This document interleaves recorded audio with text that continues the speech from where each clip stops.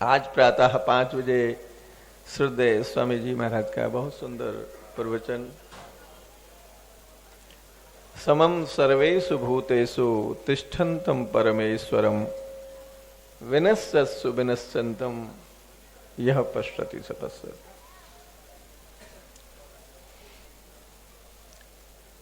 जो दिखाई दे रहा है उसे हम किस रूप में देख रहे हैं? एक तो रहने वाला है और एक बहने वाला है, एक देखने वाला है, एक दिखने वाला है। संपूर्ण प्राणियों में जो एक परमात्मा परिपूर्ण है समरूप से, विनश्यत्सु अविनश्यन्तम,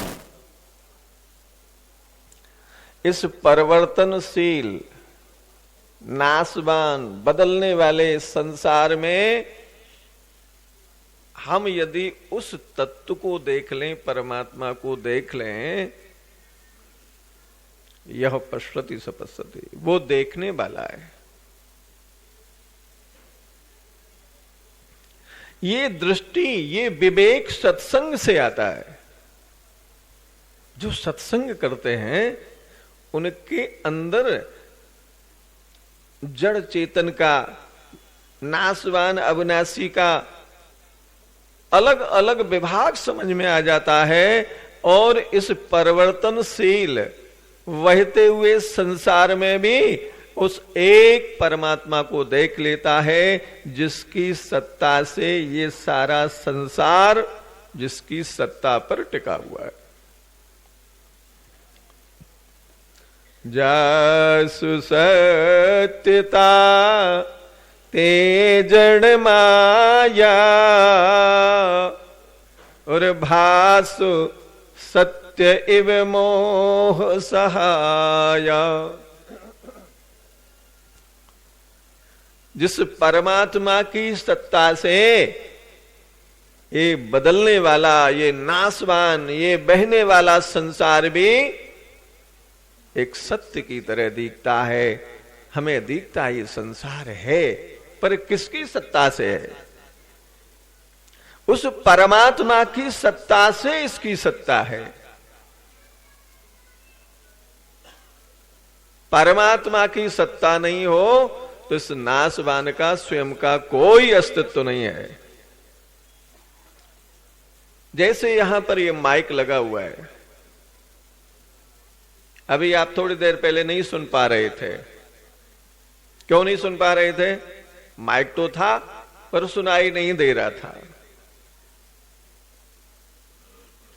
तो इसमें जो एक करंट जो आ रहा है, प्रकाश जो आ रहा है, अनेक अनेक तरह की मशीनें, कूलर है, फ्रिज है, लाइट है, माइक है, और जो जितनी मशीनें हैं सब उस एक प्रकाश से संचालित होते हैं। वही एक सत्ता से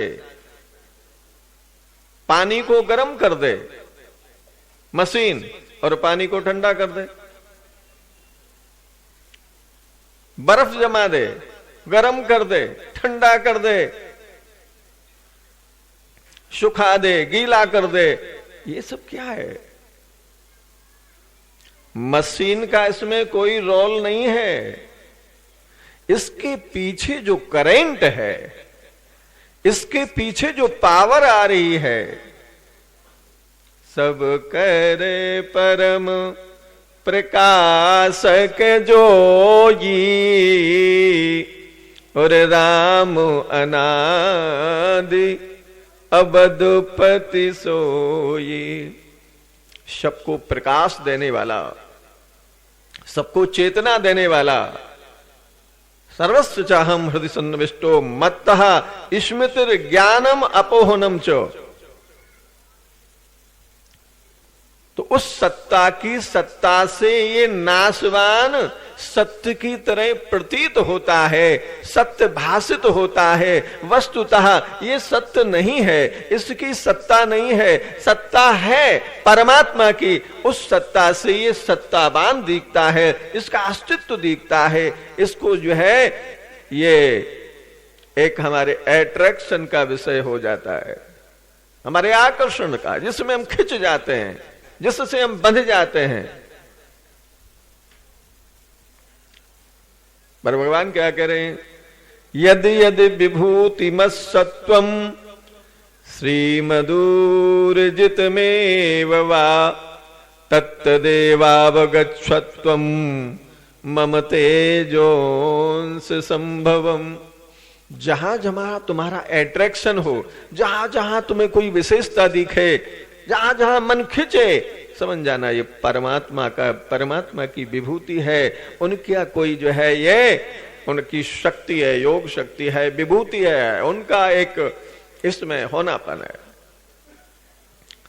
तो सबके पीछे एक सत्ता जो अखंड है, नित्य शाश्वत तत्व है, उसमें जो देखने वाला है, उस विनाशी में जो अविनाशी को देखने वाला है, वो वास्तव में देखने वाला है, सही देखने वाला है, और वो परमात्मा को प्राप्त हो जाता है जब अलग अलग दिखाई देने लगता है।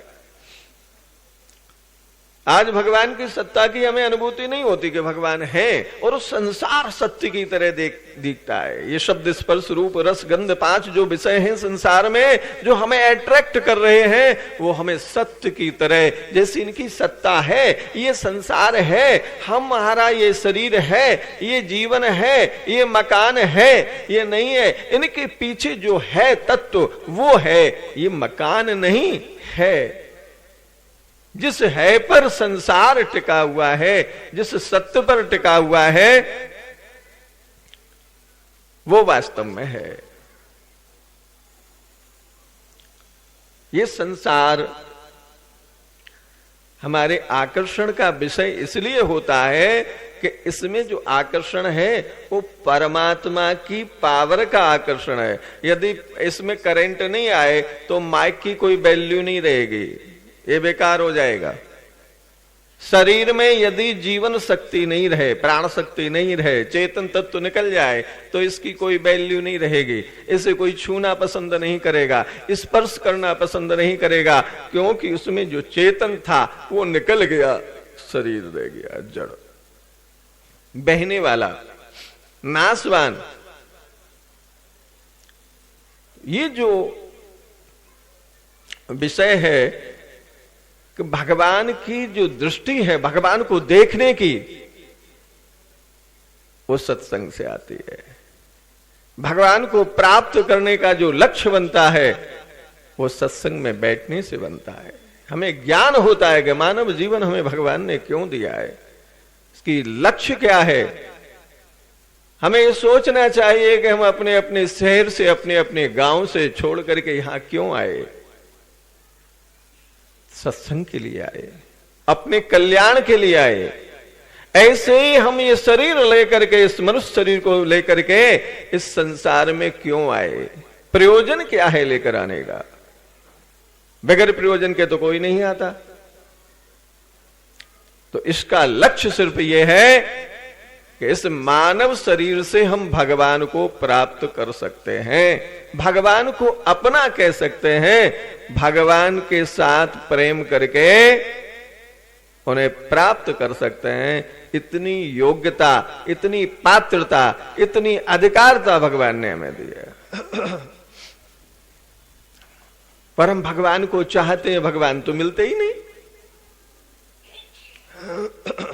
सही है ना बात। भगवान के लिए सत्संग करते हैं, भजन करते हैं, प्रार्थना करते हैं, सब कुछ करते हुए भी भगवान मिलते क्यों नहीं हैं। जब छोटा बालक रोने लगता है, चिल्लाने लगता है, तो फिर माँ उसको बढ़िया बढ़िया खिलौने देती है, बेटा ले खेल ले। खिलौनों में रम जाए तो हमारा काम धंधा खोटी नहीं होगा और ये बच्चा खेलने में लग जाएगा और रोना बंद हो जाएगा। पर बच्चे के जब मां से मिलने की, उसकी गोद में जाने की जिद होती है और खिलौनों को फेंक देता है, तोड़ देता है, फिर चिल्लाता है, तो मां उसको बढ़िया सी मिठाई देती है। मावे की सुंदर मिठाई देते हैं कि बेटा ली मिठाई खा ले, मिठाई ले ले, लड्डू ले ले, और जो लड्डू ले तो लड्डू को लेकर के फेंक देता है, फेंक देता है, फिर चिल्लाता है, फिर हल्ला मचाता है, वो माँ माँ पुकारता है, वो लड्डू भी नहीं लेता, तो माँ लेकर के उसके बड़े भाई की गोद में दे देती है कि ले तू इसको बाहर ले जा, खिला के ले आ। तो माँ की गोद में जाने के बाद फिर वो इतनी हाथापाई करता, उसको पीटता है बड़े भाई को, पैर फेंकता है, हाथ फेंकता है, चिल्लाता है, रोता है, चीखता है। तो माँ जब देख लेती है कि इसको हमारे सिवा कुछ नहीं चाहिए, मेरी गोद चाहिए अब, तो जब सारे उपाय फेल होते आते हैं तो माँ बालक को लेकर के गोद में लेती है, उसे दुलार करती है, उसे अपना प्यार देती है। ऐसे ही हम भगवान की तरफ जब चलते हैं तो भगवान हमें तरह तरह के खिलौने हमारे सामने फेंक देते हैं। क्या सुंदर कोठी, सुंदर बंगला, गाड़ी, सुंदर स्त्री, सुंदर बच्चे, हर चीज बढ़िया से बढ़िया भगवान देते हैं, भक्त हैं हमारे। और जब भक्त उन्हें स्वीकार नहीं करता तो बढ़िया बढ़िया पद है, सम्मान है, आदर है, ऐश्वर्य है, हर तरह की चीजें देते हैं, और इतना धन देते हैं कि ये रमण कर जाए तो ठीक है। भगवान इतनी जल्दी आसानी से नहीं देते, ये देखते हैं ये चाहता क्या है, हमें चाहता है या माया को चाहता है। इसको देखने के लिए भगवान तरह तरह के अपना जो है ऐश्वर्य उसके सामने रखते हैं। और जब साधक वक्त कहीं भी पकड़ नहीं करता, रमण नहीं करता, उसकी रिटर्न में फर्क नहीं पड़ता, वही उत्साह, वही भाव, एक ही हमें भगवान चाहिए, भगवान के अलावा कुछ नहीं चाहिए। और भगवान देख लेते हैं कि वास्तव में ये मेरा ही ग्राहक है। अनन्याश्चिन्तयन्तो माम ये जना पर्युपास्ते तेषां नित्याभियुक्तानां योगक्षेमं वहाम्यहम्। अनन्य भाव से जो भगवान की शरण हो जाता है, भगवान के चरणों में पड़ जाता है, उनकी प्राप्ति के लिए कटिबद्ध हो जाता है, हमें तो भगवान ही चाहिए, तो महाराज फिर भगवान मिलने में देरी नहीं करते। तात्पर्य क्या हुआ? जब हमारा सकाम भाव खत्म हो जाता है, हमारे भीतर निष्काम भाव हो जाता है, और निष्कामता में भगवान, यानी भगवान के निष्कामता का अर्थ क्या है?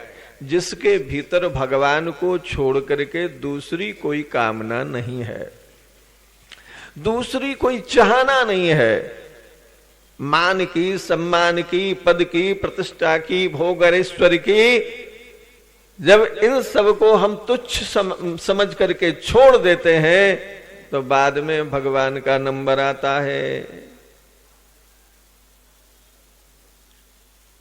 इतनी हिम्मत जीवन में हो, हमें कुछ नहीं चाहिए, और जिसे कुछ नहीं चाहिए तो इसका मतलब संसार छूट जाएगा क्या? एक सज्जन ने पूछा था, ऐसा उपाय बताओ कि हमारा संसार भी बना रहे और भगवान भी मिल जाए, मतलब घर गृहस्थी नहीं छोड़नी पड़े। तो सुखदेव स्वामी जी महाराज कहते हैं कि भगवान से मिलने के लिए गृहस्थ बनने की जरूरत नहीं है और साधु बनने की भी जरूरत नहीं है, क्योंकि भगवान गृहस्थ को नहीं मिलते, साधु को भी नहीं मिलते। भगवान किसे मिलते हैं? भगवान उसे मिलते हैं जो भगवान का भक्त होता है। साधु गृहस्थ से कोई लेना देना नहीं है। गृहस्थ बन जाएंगे तो भगवान मिल जाएंगे, नहीं मिलेंगे, साधु बन जाएंगे तो मिल जाएंगे। तो मैंने ये कहा, भगवान से यदि भगवान की हम तरफ चलते हैं तो हमारा संसार बिल्कुल नहीं छूटता।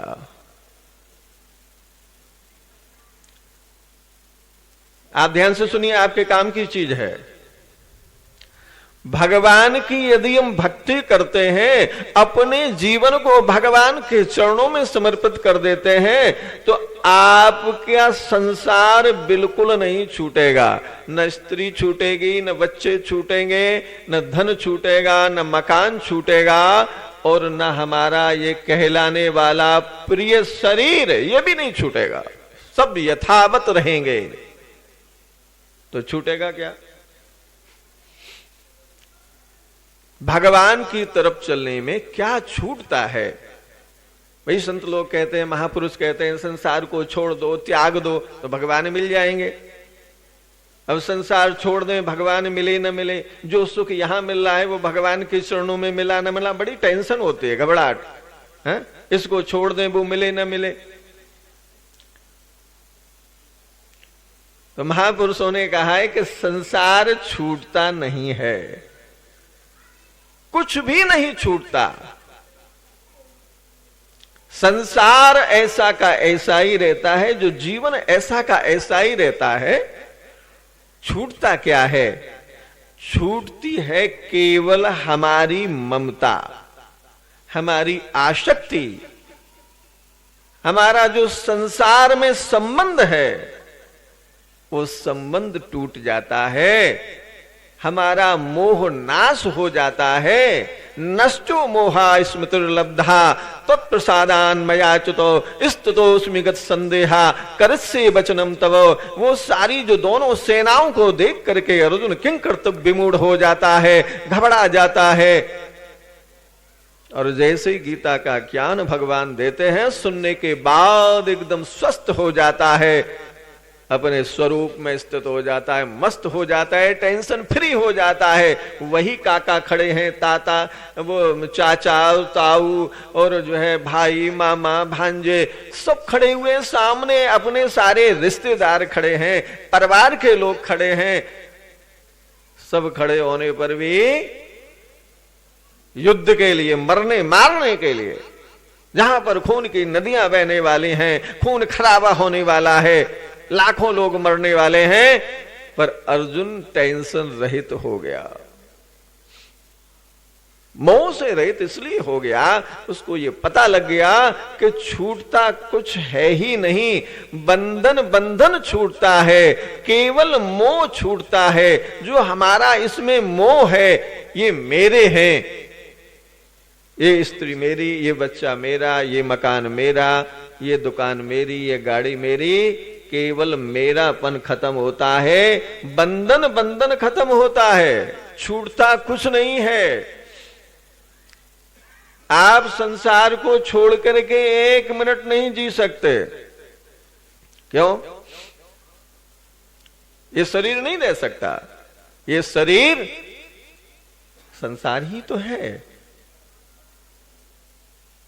जैसे ये पांच भौतिक संसार है, ऐसे ही पांच भौतिक ये शरीर है। छित जल पावक गगन समीरा, पंच रचित यह अधम शरीरा, सो तनु तन तब आगे सोहा, जीव नित्य तुम कहीं लग रोबा। तारा को भगवान कह रहे हैं तो किस लिए रो रही है?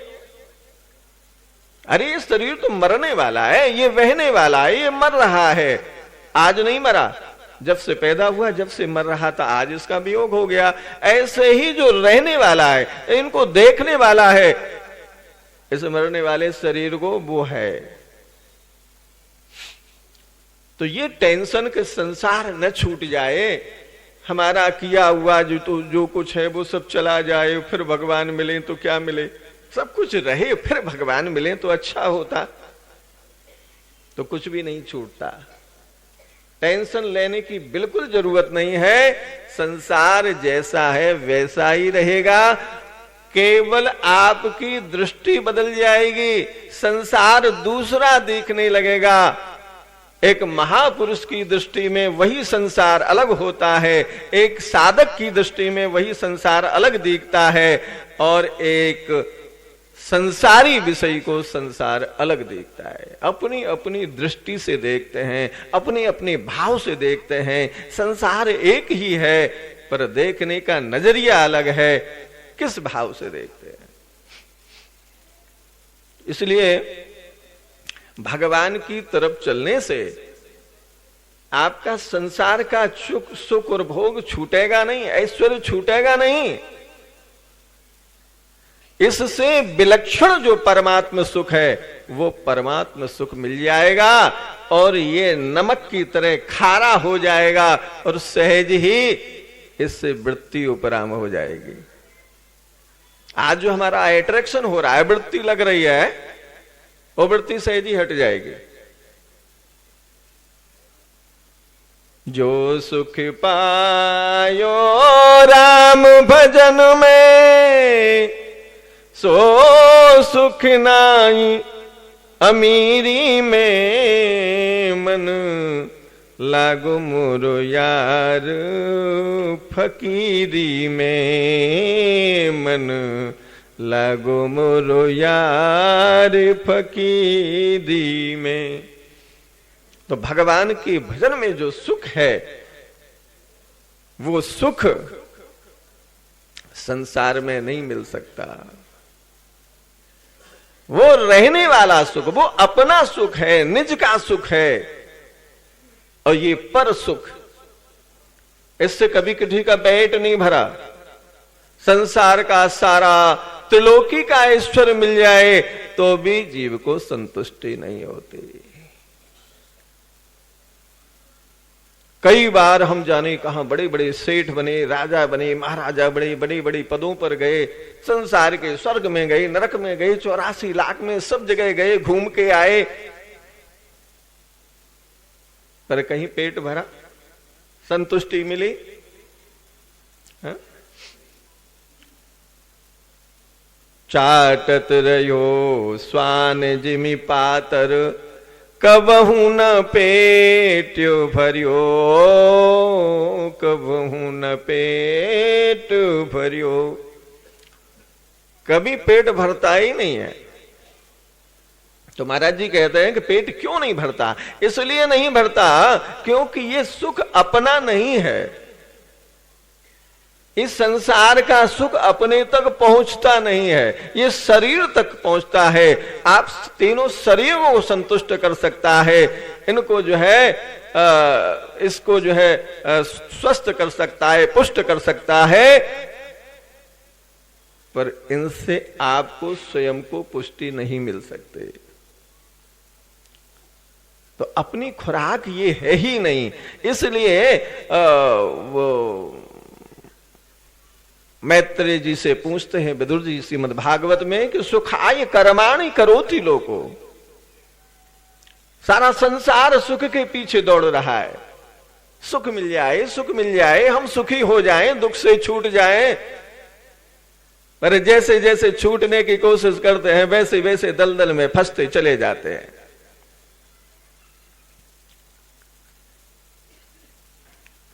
वैसे वैसे और फंसते चले जाते हैं। सुख के चक्कर में जितने ज्यादा अंदर प्रवेश करते हैं वैसे वैसे ही दुख पड़ता जाता है, क्योंकि संसार दुखालय है। इसलिए हमें भगवान से मिलने के लिए केवल तैयार होना है। ये बात महापुरुषों की बात है। सब कुछ तैयार है, आप केवल मिलने के लिए तैयार हो जाओ कि हमें भगवान मिलने चाहिए। भगवान कहते हैं और कुछ करने की जरूरत नहीं है। मिलने का तात्पर्य है कि हमें धन नहीं चाहिए, पद नहीं चाहिए, मान नहीं चाहिए, सुविधा नहीं चाहिए, व्यवस्था कुछ नहीं चाहिए, हमें तो भगवान चाहिए। और जब ये दृढ़ उत्कंठा हमारे भीतर ऐसी हो जाएगी तो भगवान फिर आपसे मिले बगैर नहीं रह सकते। ऐसे लोगों से मिलने के लिए भगवान भी तैयार रहते हैं, लालायित रहते हैं कि हम मिले, भक्तों के पीछे पीछे। ऐसे भक्तों को भगवान तो ज्यादा करने पर जोर नहीं होना चाहिए। इतना साधन करेंगे, इतना भजन करेंगे, इतना ध्यान करेंगे, ऐसा करेंगे तब भगवान के। महाराज श्री कहते हैं कि आप विद्यात्मक साधन पर ज्यादा फोर्स मत करो, आप निषेधात्मक साधन पर करो। हम सदैव सत्य बोलेंगे तो आपको सत्य बोलने का अभिमान भी आएगा, बोलने में जोर भी आएगा। पर यह निश्चय कर ले कोई कि आज के बाद हम झूठ कभी नहीं बोलेंगे, तो आपको अभिमान होगा। अरे नहीं, झूठ नहीं बोलेंगे, इसमें कौन सी बड़ी बात है, कौन सी विशेषता है। झूठ नहीं बोलेंगे। जब झूठ नहीं बोलेंगे तब क्या होगा, सत्य ही तो बोलेंगे। हम पाप नहीं करेंगे आज के बाद, किसी को दुख नहीं देंगे आज के बाद, तो क्या होगा कि आप पाप नहीं करोगे तो क्या करोगे, पुण्य ही करोगे, अच्छा काम ही करोगे। किसी को दुख नहीं दोगे तो किसी को सुख ही दोगे, सेवा करोगे। तो इसको करने में सब समर्थ हैं, योग्य हैं। हर समय हर परिस्थिति में हर व्यक्ति कर सकता है, पर विद्यात्मक साधन करने में लोग हर व्यक्ति समर्थ नहीं है। उसकी योग्यता, उसकी पात्रता, उसकी जो है परिस्थितियां भिन्न भिन्न होती हैं, पर नहीं करना चाहिए।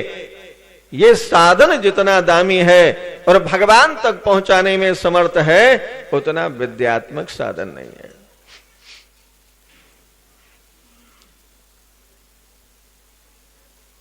महाराज जी ने अपना उदाहरण दे दिया। शुद्ध महाराज श्री बोले कि मैं चाहूं तो तुम्हारे जैसा नहीं बन सकता। ध्यान दिया, मैं चाहूं तो आप लोगों जैसा नहीं बन सकता, पर आप चाहें तो हमारे जैसे बन सकते हैं।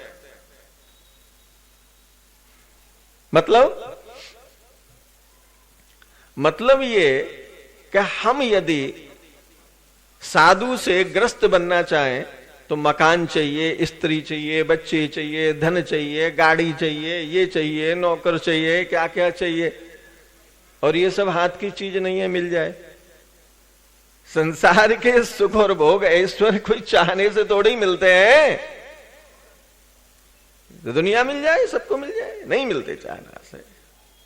संसार चाहना से नहीं, चाहना से केवल भगवान मिलते हैं। कभी किसी को मिले हैं तो चाहना करने से भगवान मिले हैं, चाहना से संसार आज तक किसी को नहीं मिला।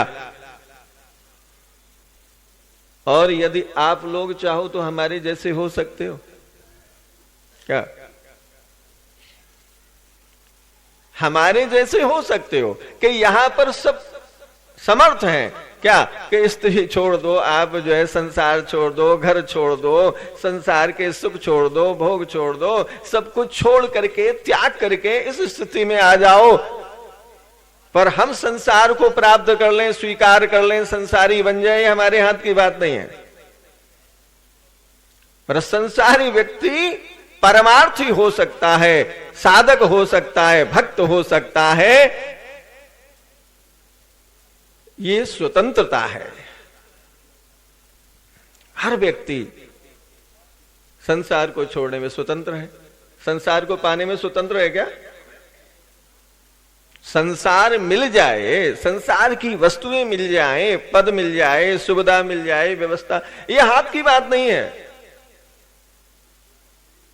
पर संसार को छोड़ने में कौन समर्थ नहीं है? ये मैं कह चुका हूं, ध्यान दीजिए। संसार को छोड़ने की जरूरत नहीं है, क्योंकि संसार को छोड़ने से कभी किसी का कल्याण नहीं हुआ और न होता है। आप कहोगे संसार को छोड़ने से कल्याण नहीं होता? संसार को छोड़कर तो हमारे जैसे लाल पीले कपड़ा पहने मनमान बहुत से डोल रहे हैं, हम भी डोल रहे हैं, घूम रहे हैं। पर संसार को छोड़ने से, ऊपर से छोड़ने से संसार नहीं छूटता, भगवान नहीं मिलते। आप जहां हैं वहीं रहिए और वहीं से भीतर से संसार का संबंध तोड़िए। संसार नहीं चाहिए, भगवान चाहिए, भगवान मिल जाएंगे। आपको घर छोड़ने की जरूरत नहीं है। अर्जुन ने घर नहीं छोड़ा, परिवार नहीं छोड़ा, राज्य नहीं छोड़ा, कुछ नहीं छोड़ा, जहां थे वहीं अपने कर्तव्य का पालन किया है, अपने धर्म का पालन किया है। छात्र धर्म सामने था, युद्ध किया और भगवान को प्राप्त हुए। यानी कोई भी क्रिया आपको भगवान से नहीं मिला सकती, अच्छी बुरी। तो क्रिया के पीछे जो उद्देश्य है वो भगवान तक ले जा सकता है। सुख दुखे समे कृत्वा लाभालाभौ जया जयौ ततो युद्धाय युज्यस्व नैवं पापमवाप्स्यसि।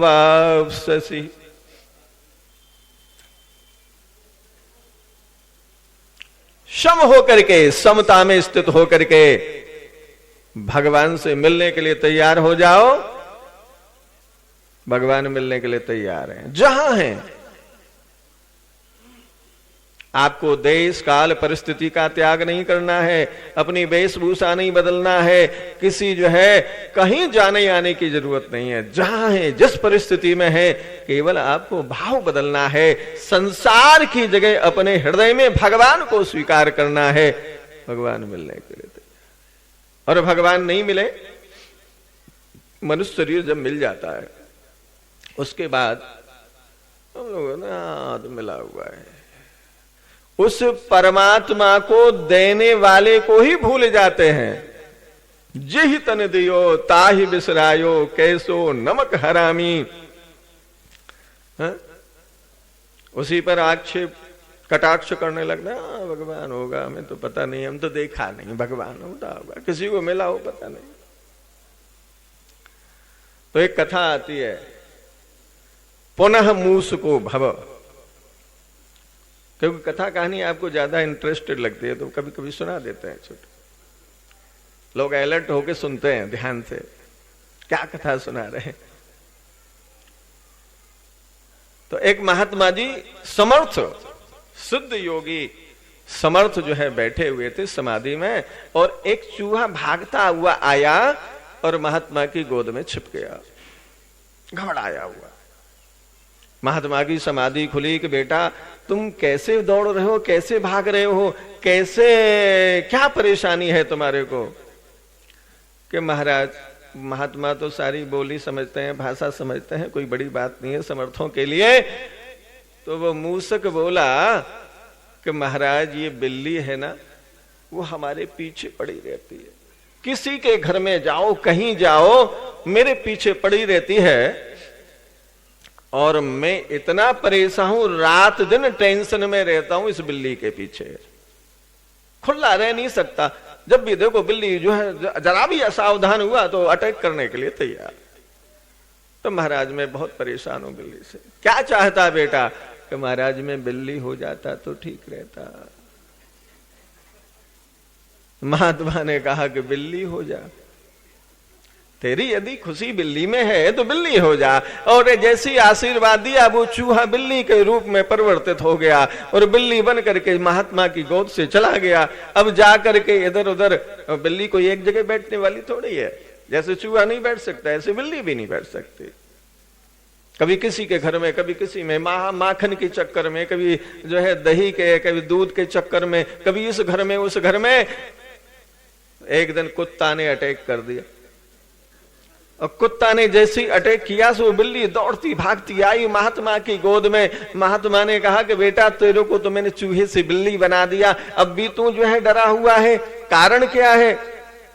कि महाराज क्या कहें कि जिस गली में जाए उसी गली में कुत्ते पीछे पड़ जाते, बहुत परेशान है।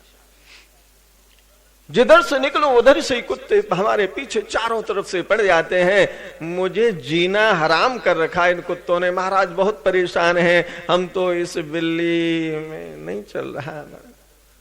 तो क्या चाहती है? कि महाराज में यदि कुत्ता हो जाती तो बढ़िया रहता है। महाराज ने कहा कि कुत्ता हो जा।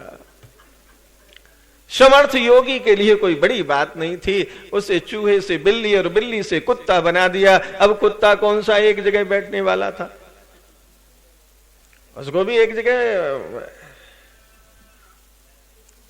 वो कुत्ता भी जो है घूमता घामता टाइगर प्रोजेक्ट में पहुंच गया। अब टाइगर प्रोजेक्ट में वहां तो टाइगरों का आतंक रहता ही है और शेरों का। तो जैसे ही उधर गया तो एक शेर ने देखा और उसने छलांग लगाई और उसके पीछे कुत्ता आगे और दौड़ता दौड़ता महाराज कुत्ता महात्मा जी के पास पहुंच गया। शेर तो भाग गया देख करके कि भाई बस्ती में नहीं जाना, ठीक नहीं है। बोला कि बेटा अब तुम कुत्ता बनकर के भी परेशान हो, मेरी बात समझ में नहीं आती, कारण क्या है? अब तो तुम्हारा दुख मिट जाना चाहिए। बोला कि महाराज मैं बहुत परेशान हूं इन शेरों से। जिधर जाओ किधर टाइगर प्रोजेक्ट में इधर उधर कहीं जंगल में निकल गया तो शेर अटैक करे बिगर छोड़ते नहीं हैं और ऐसा लगता है कि खा जाएंगे, मुझे मार देंगे। मैं तो बहुत घबराया हुआ हूं महाराज। महात्मा ने कहा कि क्या चाहता है? कि महाराज शेर हो जाता तो बढ़िया रहता। महात्मा ने कहा कि सिंह हो जा, और वो कुत्ते से सिंह हो गया। अब महात्मा जी पास में और सिंह पास में। अब किसी के सामने नाश्ता रखा हो और पेट में भूख लगी हो, फिर वो पूछेगा कि मैं नाश्ता करूं कि नहीं करूं? बोलो, सामने नाश्ते की प्लेट रखी हो, पेट में भूख लगी हो, तो किसी से पूछने जाएगा सलाह लेने कि मैं नाश्ता करूं या नहीं करूं? उसने देखा कि सुंदर भोजन तैयार है, तपस्वी महात्मा है, बढ़िया बढ़िया फल खाते हैं, दूध पीते हैं, अच्छा जो है और हिष्ट पुष्ट महात्मा है, तो उसने आओ देखा ना ताओ महात्मा जी के ऊपर अटैक कर दिया। और जब अटैक कर दिया तो समर्थ महात्मा ने, वो तो समर्थ जो है पहुंचे हुए महात्मा थे, उन्होंने उसे स्तंभित कर दिया, रोक दिया, बेटा रोको। वहां के वहीं से रुक गया। महात्मा जी ने कहा कि तुम्हें हमने चूहे से बिल्ली बनाया, बिल्ली से कुत्ता बनाया, कुत्ता से सिंह बनाया, और तुमने ये नहीं सोचा कि इसने हमारा इतना उपकार किया है, मुझे यहां तक पहुंचाया है, उसी को तुम खाने के लिए तैयार हो?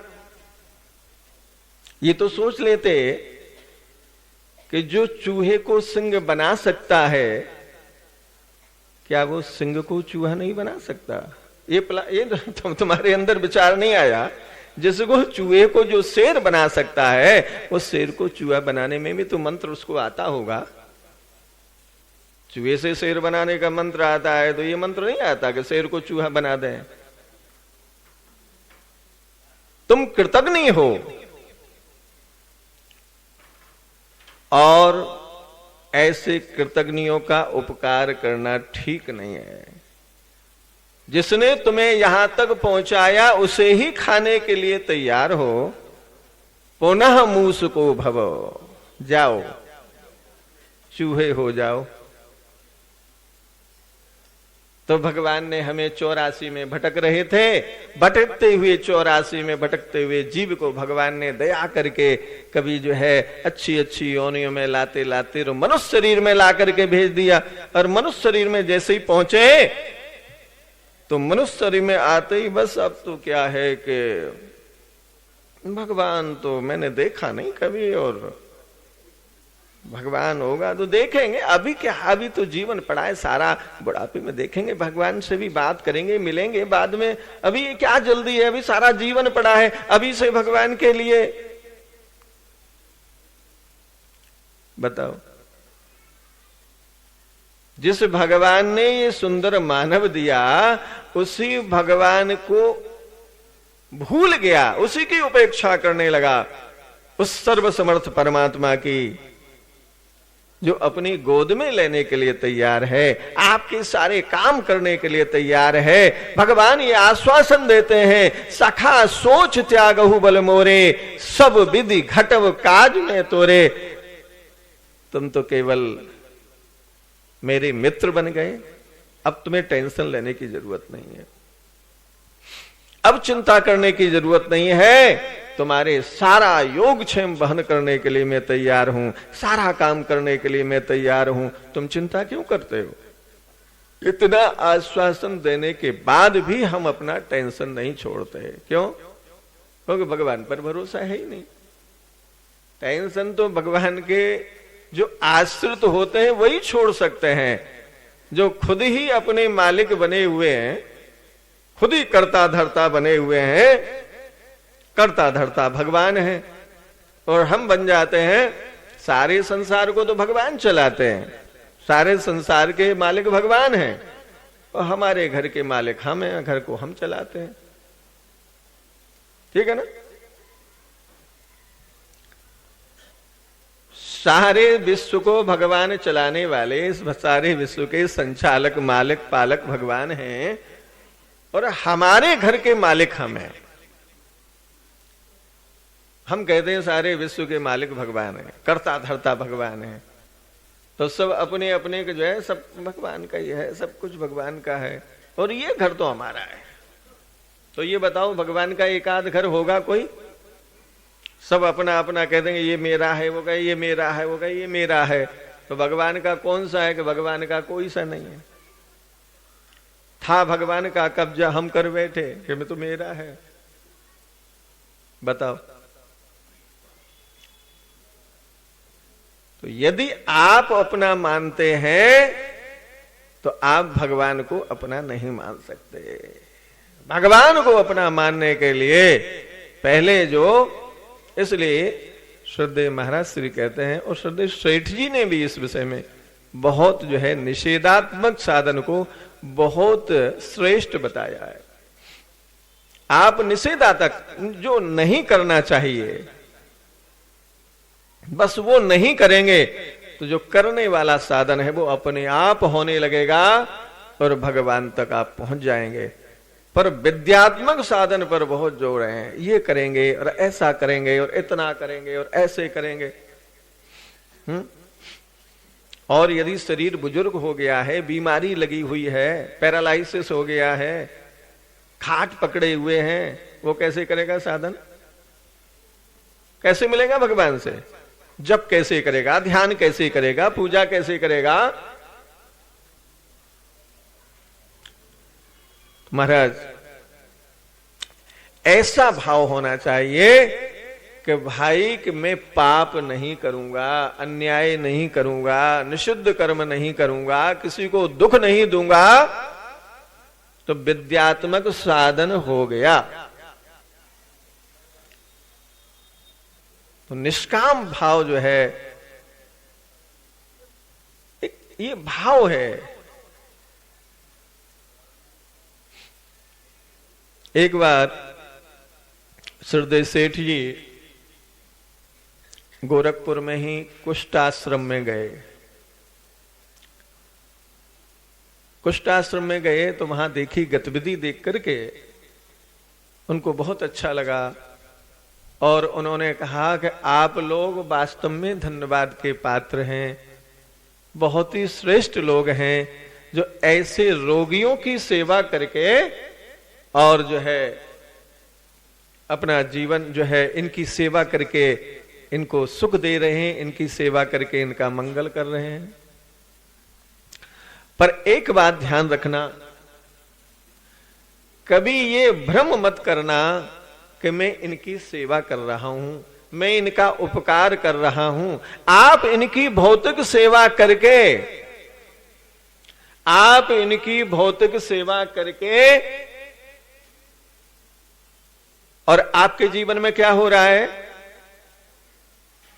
अपने अशुद्ध अंतःकरण जो आपका मलिन है वो पवित्र हो रहा है और आप भगवान की तरफ आपकी गति हो रही है। यदि ये आपसे सेवा नहीं लेते, आपकी सेवा को स्वीकार नहीं करते, तो क्या आप भगवान को प्राप्त करने के योग्य बनते? इन्होंने आपकी सेवा को स्वीकार किया, स्वीकार करके आपने इनकी भौतिक सेवा की, आपकी आध्यात्मिक सेवा हो रही है। इनका एहसान मानना चाहिए। ये जो कुष्ठ रोगी हैं जिनकी आप सेवा कर रहे हैं, इनका एहसान मानना चाहिए कि इनकी कृपा से आज मैं पवित्र होकर के, ये यदि हमें सेवा का मौका नहीं देते तो हम कैसे हम साधन संपन्न होते। इनकी सेवा का इन्होंने हमें अवसर दिया और इस सेवा के प्रभाव से आज मेरा अंतःकरण पवित्र हो रहा है और पवित्र अंतःकरण होकर के मैं जो है भगवान के पास पहुंचने में, भगवान को प्राप्त करने में समर्थ हो रहा हूं। तो इनका अनुग्रह मानना चाहिए, इनकी कृपा माननी चाहिए कि इन्होंने आपको सेवा का अवसर दे करके और भगवान से मिलने तक, भगवान से के पास पहुंचने का इन्होंने, तो ये हम इनके ऋणी हैं, इनका उपकार मानना चाहिए। इनके ऊपर उपकार नहीं करना चाहिए कि हमने बड़ा उपकार किया है। अब इतनी सोच हमारी हो सकती है क्या? ऐसा हम सोच सकते हैं? हम तो यही अभिमान करते हैं कि देखो हम तो सेवक हैं, हम सेवा करते हैं, लोगों की उपकार करते हैं, लोगों की भलाई करते हैं, लोगों को ये करते हैं। पर वास्तव में सेवा करके, हम उनकी सेवा करके उनका भला नहीं करते, प्रत्युत अपना भला कर लेते हैं, अपना जीवन पवित्र कर लेते हैं। ये भगवान की जो है मिलने का बहुत सुंदर तरीका है। और उस कोई भी क्रिया हो उसके पीछे आपका पवित्र भाव जो है काम करता है। आपका लक्ष्य भगवान से मिलने का है, पर आप सेवा करेंगे तो वो जो भगवान से मिलने की भावना है तो वो सेवा भी आपको भगवान तक पहुंचाएगी। और भजन करके भी यदि आप भगवान से मिलना चाहते हैं तो भजन के पीछे जो भाव है वो भगवान तक पहुंचाएगा। और कोई क्रिया, सेवा हो या भजन हो या साधन हो, भगवान तक नहीं पहुंचाएगी। उसके पीछे हमारे हृदय का जो भाव है, हमारा जो जीवन का लक्ष्य है, उद्देश्य है, वो हमें बनाना पड़ेगा। और उद्देश्य जब हम बना करके और भाव से सेवा करते हैं या भजन करते हैं तो आपको भगवान तक पहुंचा ही देगा। भगवान अवश्य मिल जाएंगे, ये केवल भाव का विषय है। तो भगवान मिलते हैं चाहना से, चाहना संसार की नहीं, भगवान की करना चाहिए। कभी भी भगवान मिलते हैं तो उत्कट चाहना से, अनन्य चाहना से।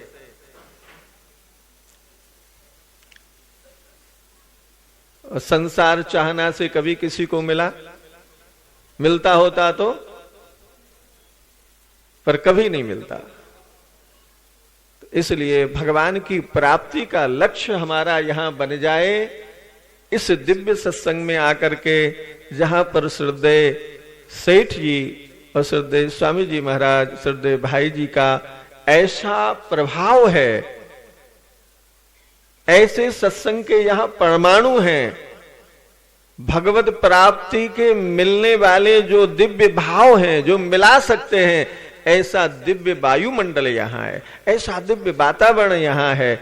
तो यहाँ हमें भगवान से मिलने में, साधना करने में, आध्यात्मिक अपना जीवन बनाने में ज्यादा प्रयास करने की जरूरत नहीं है। यहाँ केवल एक ही भाव वाले, एक ही विचार वाले, एक ही लक्ष्य वाले, हर गांव से, हर क्षेत्र से सेलेक्टेड लोग आए हैं। क्रीम हर गांव में से छटे हुए। यहां हर आदमी नहीं पहुंच सकता इस धाम में।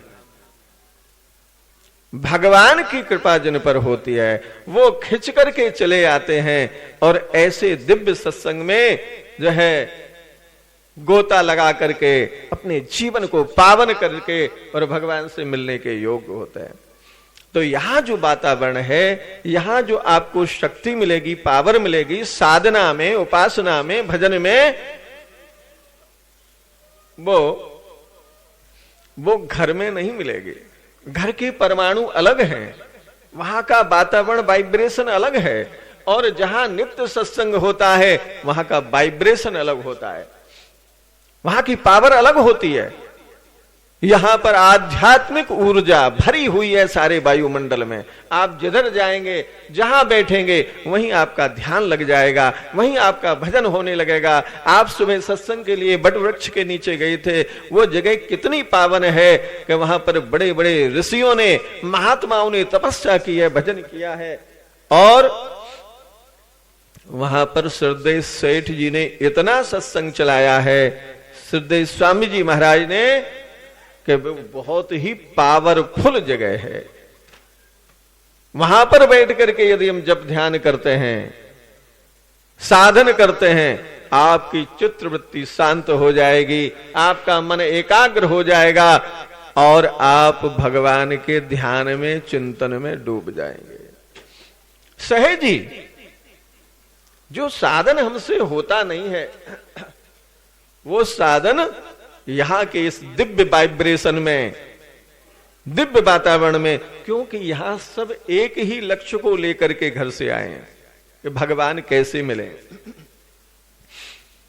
भगवान की भक्ति जीवन में कैसे आए, भगवान का प्रेम कैसे मिले।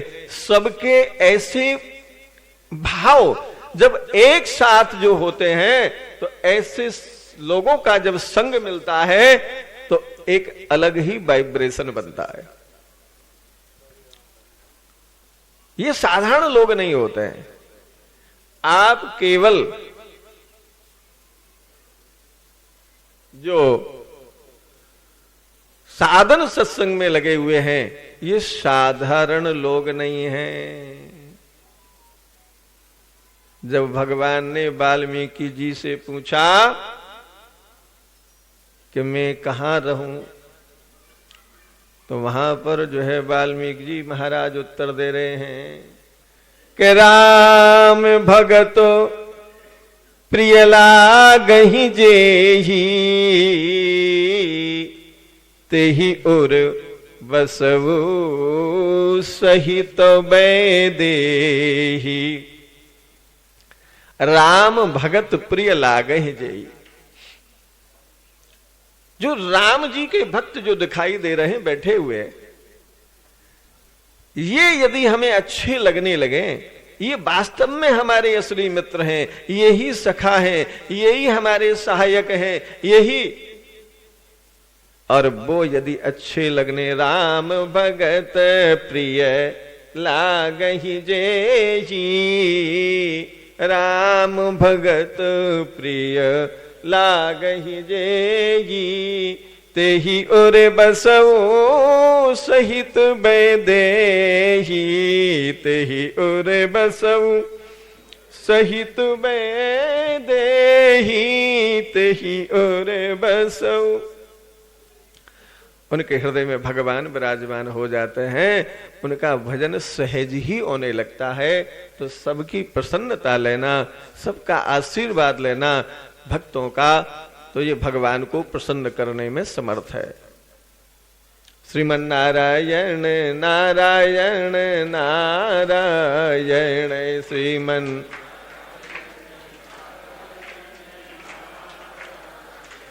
भजमन नारायण नारायण नारायण, भजमन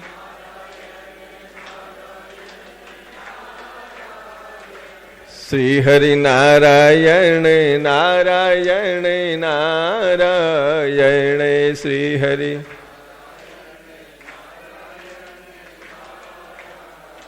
हे गोविंद नारायण नारायण नारायण, गोविंद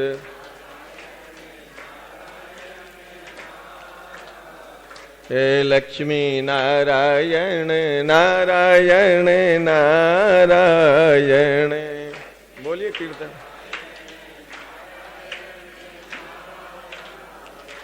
श्री हरि नारायण नारायण नारायण, श्री हरि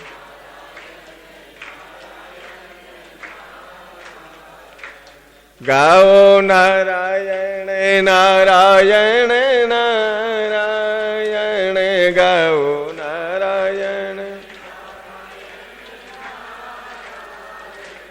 आओ नारायण नारायण नारायण आओ।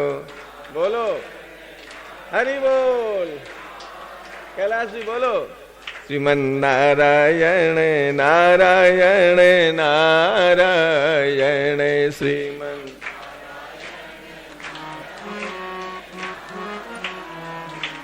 श्री हरि नारायण नारायण नारायण।